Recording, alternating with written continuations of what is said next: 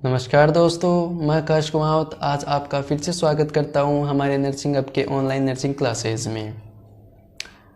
पिछली वीडियो में अपन ने पढ़ा था पैथोलॉजी के बारे में। पैथोलॉजी की डेफिनेशन अपन ने देख ली थी, कॉमन टर्म्स जो यूज़ में आते हैं पैथोलॉजी के वो अपन ने देख लिए थे, और importance of pathology in study वो अपन ने देख लिए थे। ठीक है, आज जो अपन पढ़ने जा रहे हैं वो बहुत ही इम्पोर्टेंट टॉपिक है। एक तो techniques used in pathology, okay, and next topic जो पढ़ेंगे अपन वह ब्रांचेस ऑफ पैथोलॉजी, जो कि बहुत इंपॉर्टेंट है। ठीक है, तो अपन आज का टॉपिक स्टार्ट करते हैं। Techniques of pathology. Techniques of pathology, various techniques are used in pathology. Pathology के अंदर बहुत सी टेक्निक्स यूज में ली जाती है, जिनमें से कुछ अपन पढ़ेंगे। अपन पढ़ने वाले हैं 3 टेक्निक्स पढ़ने वाले हैं। 3 टेक्निक्स कौन कौन सी है? सर्जिकल पैथोलॉजी, साइटोपैथोलॉजी और हेमेटोपैथोलॉजी। ये 3 टेक्निक्स अपन पढ़ेंगे नंबर वाइज। शुरू करते हैं सर्जिकल पैथोलॉजी। सर्जिकल पैथोलॉजी में क्या है कि अपन किसी डिजीज़ को फाइंड आउट करने के लिए उसका इंसिजन करते हैं, मतलब इंसिजन करके किसी डिजीज़ को फाइंड आउट करते हैं, कट लगा के। जैसे सपोज एग्जांपल कैंसर ले लेते हैं। कैंसर है ये अपन को पता है, लेकिन वो बिनाइन है या मैलिग्नेंट है, इसको कंफर्म करने के लिए अपन उसका इंसिजन करते हैं। ओके, इंसिजन करके बायोप्सी लेते हैं या ऑटोप्सी लेते हैं, और ये सब लेके अपन कंफर्म करते हैं जो कैंसर है वो मैलिग्नेंट है या बिनाइन है। ठीक है, सर्जिकल पैथोलॉजी में ही 2 टर्म और आई है, माइक्रोस्कोपिक पैथोलॉजी और मैक्रोस्कोपिक पैथोलॉजी। इन दोनों के बारे में मैंने कल बता दिया था, आज फिर से बता रहा हूँ। माइक्रोस्कोपिक पैथोलॉजी और मैक्रोस्कोपिक पैथोलॉजी जो है, मैक्रोस्कोपिक में क्या है, अपन टिश्यू या ऑर्गन का एग्जामिनेशन करते हैं। ठीक है, या स्किन का एग्जामिनेशन, किसी भी ऑर्गन का एग्जामिनेशन करते हैं मैक्रोस्कोपिक में। वो नेक्ड आइज से करते हैं। नेक्ड आइज से मतलब किसी इंस्ट्रूमेंट का यूज़ में नहीं लेते अपन नेक्ड आइज से करते हैं। सपोज एग्जांपल जैसे अपनी स्किन पे लीजन्स हो गए, स्किन रैशेज हो गए, या प्यूराइटिस जो डिजीज़ है वो हो गई, तो वो अपन नेकड आई से देख सकते हैं। उसका डायग्नोसिस करके उसका ट्रीटमेंट अपन कर सकते हैं। उसके लिए अपने को माइक्रोस्कोप की ज़रूरत नहीं है। ठीक है, अब एक होता है माइक्रोस्कोपिक एग्जामिनेशन, उसमें अपने को माइक्रोस्कोप की ज़रूरत पड़ती है। सपोज कोई ऑर्गन है, उसकी सेल्स का अपने को एग्जामिनेशन करना है, तो सेल का एग्जामिनेशन अपन नेकड आई से नहीं कर सकते, इसलिए उसका एग्जामिनेशन करने के लिए अपने को माइक्रोस्कोप की ज़रूरत होती है। माइक्रोस्कोपिक एग्जामिनेशन में अपन कुछ डाइज और कुछ डाई हो गई या फिर स्टेन्स हो गए, इनका यूज़ में लेते हैं। इनको यूज़ में इसलिए लेते हैं क्योंकि कई बार क्या है, माइक्रोस्कोप से किसी टिश्यू या सेल का एग्जामिनेशन कर रहे होते हैं तो उसका सही से कंफर्मेशन नहीं हो पाता है, वो दिख नहीं पाता है। ठीक है, तो अच्छे से विजुअलाइजिंग करने के लिए स्टेन या डाई उसको में यूज में ली जाती है। ठीक है, ये अभी तक अपने जितना ही पढ़ा है सर्जिकल पैथोलॉजी में पढ़ा है। ठीक है, टेक्निक्स जो है पैथोलॉजी की, उसकी फर्स्ट जो टेक्निक है सर्जिकल पैथोलॉजी, इसमें अपन इन सबको पढ़ा है। अब नेक्स्ट अपन बात कर लेते हैं साइटोपैथोलॉजी का। Cytopathology, cyto means cell, patho suffering from disease, and cell हो गया। ठीक है, logy study of means study of disease of cell. ठीक है, अब इसमें देख लेते हैं क्या दे रखा है। It deal with the study of cells. Okay, in this the investigations are done and diagnosis is made with the help of examination of isolated cell. ये बता रहा है कोई ऑर्गन मान लो इफेक्ट है किसी डिजीज से, उससे अपन सेल लिए हैं, उस सेल का एग्जामिनेशन कर रहे हैं, तो आइसोलेट सेल हो गया ना। तो उस आइसोलेटेड सेल का एग्जामिनेशन करके उसके आधार पे ही अपन किसी डिजीज़ की इन्वेस्टिगेशन, डायग्नोसिस और जो ट्रीटमेंट है वो अपन कंफर्म करेंगे उस आइसोलेटेड सेल का एग्जामिनेशन करके। ठीक है, ये सब जो आता है वो साइटोपैथोलॉजी के अंदर आता है, ठीक है। और जो सेल अपन जहाँ से कलेक्ट करते हैं वो कहाँ से कलेक्ट करते हैं, देखो इसमें दे रखा है the cell are obtained from cyst. जाहिर सी बात है, सेल कहाँ से कलेक्ट करेंगे, या तो ऑर्गन से करेंगे, टिश्यू से करेंगे, बॉडी कैविटीज़ से करेंगे, या फिर सिस्ट से करेंगे, या फिर इस सॉलिड लीजन से, बॉडी सरफेस से, वो जहाँ जो एरिया अफेक्ट होगा वहीं से अपन को करना पड़ेगा, ठीक है, सेल कलेक्ट करनी पड़ेगी। अब जो नेक्स्ट जो है हेमेटोपैथोलॉजी, हेमेटोपैथोलॉजी वर्ड से ही समझ आ जाना चाहिए। जैसे हिमेटो ब्लड के लिए यूज़ में होता है ये word, patho suffering from disease and logy मतलब study of disease of blood. इसमें क्या दे रखा है देखो, haematopathology is the study of primary disease of blood. Primary disease of blood मतलब primary disease of blood, disease हो गई ब्लड की, and as well as the affect of other non haematological disease on blood. मतलब ये कुल मिला के ऐसे कहना चाहता है कि जो ब्लड की जो डिजीज़ होती हैं उसके लिए डायग्नोसिस और डिजीज़ का जो ट्रीटमेंट जो अपन करते हैं वो हेमेटोपैथोलॉजी में पढ़ के ही करते हैं, इसकी स्टडी हेमेटोपैथोलॉजी में करते हैं, ठीक है। ये अपनी जो टेक्निक्स है पैथोलॉजी में, टेक्निक्स इन पैथोलॉजी वो कंप्लीट हो चुकी है। अब जो नेक्स्ट जो अपनी इम्पोर्टेंट जो टॉपिक आज का ब्रांच ऑफ पैथोलॉजी वो स्टार्ट करते हैं। देखो ब्रांचेस ऑफ पैथोलॉजी, पैथोलॉजी में देखो टोटल लगभग अपन पढ़ेंगे 14 ब्रांच पढ़ेंगे। 14 ब्रांच का एक बार मैं आप सबको नाम बता देता हूँ। जनरल मेडिकल पैथोलॉजी पढ़ेंगे, ठीक है, साइटोपैथोलॉजी पढ़ेंगे, डर्मेटोपैथोलॉजी पढ़ेंगे, फोरेंसिक पैथोलॉजी पढ़ेंगे, हिस्टोपैथोलॉजी पढ़ेंगे, नेक्स्ट न्यूरोपैथोलॉजी पढ़ेंगे, पल्मोनरी पैथोलॉजी पढ़ेंगे, रीनल पैथोलॉजी पढ़ेंगे, ठीक है। इन सब के नाम से पता लग जाना चाहिए, मतलब अंदर सेंटेंस में देख क्या रखा है, ठीक है। आगे सर्जिकल पैथोलॉजी है, क्लिनिकल पैथोलॉजी है, हेमेटोपैथोलॉजी है, मॉलिक्यूलर पैथोलॉजी है, ठीक है, और एनाटॉमिकल पैथोलॉजी है, और एक और दे रखा है साइकोपैथोलॉजी है, साइकोपैथोलॉजी। ओके, तो नंबर वाइज 1 बाय 1 अपन इनके बारे में देख लेते हैं क्या बता रखा है, इम्पोर्टेंट है, ठीक है, तो याद रखना। फर्स्ट देखते हैं जनरल मेडिकल पैथोलॉजी, इसमें क्या बता रखा है। This branch of pathology is main branch है पैथोलॉजी की, ठीक है। Study the relation of certain disease and the pathogenesis in regarding human body. ये बता रहा है कि ये जो ब्रांच है ये पैथोलॉजी की इम्पोर्टेंट ब्रांच है। इसमें अपन अपने बॉडी में, ह्यूमन बॉडी में जितनी भी डिजीज़ वगैरह होती है वो कैसे ग्रो करती है इसके बारे में इसमें बता रखा है जनरल मेडिकल पैथोलॉजी में, ठीक है, पैथोजेनेसिस कैसे करती है। अब सेकंड है साइटोपैथोलॉजी, साइटो मतलब cell, study of disease of cell, okay. तो this is also known as cytology, इसको साइटोलॉजी बोलते हैं। This study and diagnosis of disease on the cellular level. ये ऐसे बता रहा है कि जो किसी सेल का अपन एग्जामिनेशन कर रहे हैं तो इस स्टडी करेंगे और डायग्नोसिस मेड करेंगे, ठीक है। तो ये जितना भी होगा जैसे ट्रीटमेंट होगा, डायग्नोसिस होगा, ये सेलुलर लेवल पे होगा, ठीक है। अब जो थर्ड जो है डर्मेटोपैथोलॉजी, डर्मिस जैसे स्किन की लेयर है, patho suffering from disease and logy. अब स्किन के बाद आ गई, स्किन में मतलब काफ़ी बच्चे कंफ्यूज होते हैं कि सबसे ज़्यादा तो कन्फ्यूजन लेयर्स में होते हैं। 5 लेयर होती है, 3 लेयर होती है या 7 लेयर होती है स्किन की, ठीक है। तो मैं थोड़ा बता दूंगा, अभी डर्मेटोपैथोलॉजी के बारे में बात कर लेते हैं। डर्मेटोपैथोलॉजी इज सब स्पेशलिटी ऑफ एनाटॉमिक पैथोलॉजी। डर्मेटोपैथोलॉजी है ये सब स्पेशलिटी है पैथोलॉजी की। सब स्पेशलिटी मतलब डर्मेटोपैथोलॉजी एक स्पेशलिटी ब्रांच में आ जाती है। जैसे स्किन वगैरह है, ये तो क्या है जनरल मेडिसिन में आ जाती है, जनरल मेडिकल पैथोलॉजी में आ जाती है। लेकिन एक स्पेसिफिक हो गया ना, जैसे स्पेसिफिक क्या हो गया, डर्मेटोपैथोलॉजी हो गया, ठीक है, पल्मोनरी पैथोलॉजी हो गया लंग्स का, रीनल पैथोलॉजी हो गया, ये जितनी भी है इस सब स्पेशलिटी ब्रांच है एनाटॉमिक पैथोलॉजी की, ठीक है। अब आगे देख लेते हैं। That focus on the skin पे ही फोकस होगा, and rest of integratory system of an organ. ये बता रखा है, कुल मिला के बात इतनी है कि स्किन की जितनी भी डिजीज़ या डायग्नोसिस अपन जो करेंगे वो डर्मेटोपैथोलॉजी के अंदर आएगी।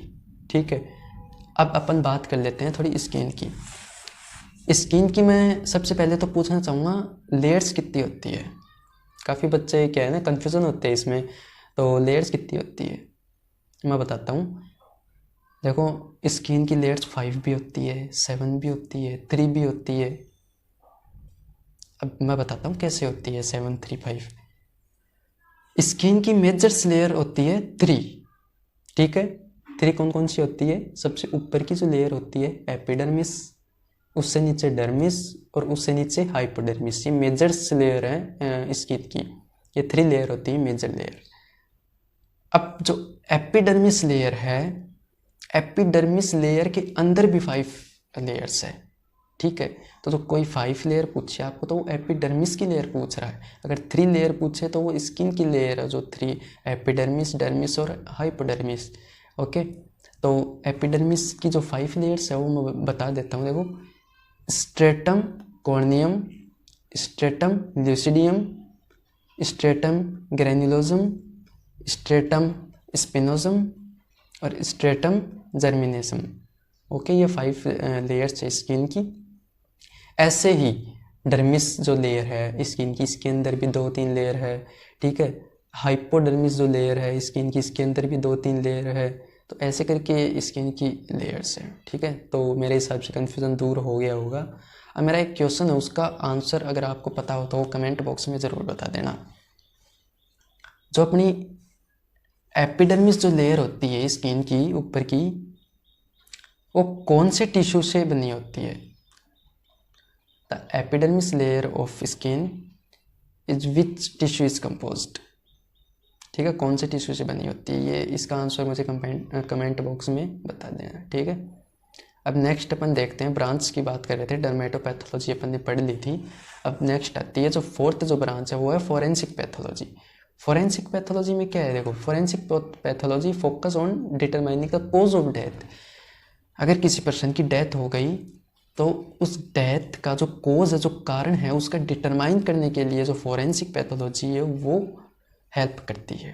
ठीक है, सपोज कोई पर्सन है वो कोई भी सब्सटेंस मतलब खा के सुसाइड किया है या कोई डेथ किया है उसकी, तो उसका डेथ के बाद पोस्टमार्टम किया जाता है। पोस्टमार्टम में क्या है कि जो अगर वो पॉइजन खाया है तो पॉइजन रहेगा तो बॉडी में ही ना, तो उसका पोस्टमार्टम करके ये कंफर्म किया जाता है कि वो पॉइजन खा के ख़त्म हुआ है क्या। ठीक है, क्योंकि वो रहेगा तो बॉडी में ही पॉइजन खाया तो पोस्टमार्टम करते हैं। ठीक है, इसके लिए अब जो 5th जो इसकी जो ब्रांच है वो है हिस्टोपैथोलॉजी। हिस्टो मतलब टिश्यू, पैथो मतलब suffering from disease and logy study of disease of tissue. Okay, इसमें देखा है histopathology refers to the microscopic examination of various form of human tissues. ठीक है, ये बताना चाह रहा है कि ह्यूमन टिश्यूज़ का जो वेरियस एग्जामिनेशन जो भी करते हैं, डायग्नोसिस करते हैं, ट्रीटमेंट करते हैं, वो सब आता है हिस्टोपैथोलॉजी के अंदर। ओके, अब नेक्स्ट जो आता है neuropathology. Neuropathology is the study of disease of nervous system. Neuropathology nervous system की एक डिजीज़ है। ठीक है, tissue usually in form of surgical biopsy और ऑटोप्सी। जो टिश्यू जो अपन उसके डायग्नोसिस के लिए लेते हैं वो बायोप्सी और ऑटोप्सी के रूप में लिए जाते हैं ताकि उसका डायग्नोसिस कंफर्म कर सकें। ठीक है, अब कई बार क्या है कि न्यूरोपैथोलॉजी, न्यूरो की जो डिजीज़ होती है उसके लिए अपन CSF का सैंपल भी लेते हैं। CSF का सैंपल लेते हैं LP करके, लंबर पंक्चर करके उसका सैंपल लेते हैं। तो मैं क्वेश्चन है एक, लंबर पंक्चर जो अपन करते हैं उसमें पेशेंट को पोजीशन कौन सी दी जाती है? लंबर पंक्चर अपन करते हैं उसमें पेशेंट को पोजीशन कौन सी दी जाती है, कमेंट बॉक्स में बताना। ओके, नेक्स्ट देखते हैं pulmonary pathology. Okay, pulmonary pathology it is a sub speciality of anatomic pathology. Okay, that deals with characterization of neoplastic, ध्यान देना, neoplastic and non neoplastic disease of lungs and thoracic plural.